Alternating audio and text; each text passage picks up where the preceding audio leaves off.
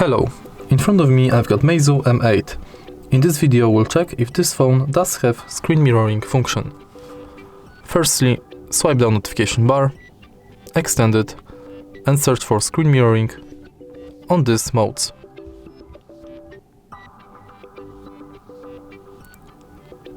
As you can see, we don't have this function, so let's go to settings and search for screen mirroring.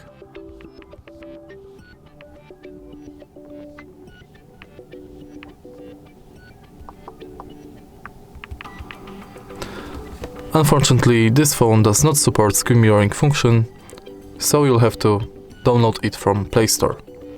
If you find this video helpful, please leave like, comment and subscribe.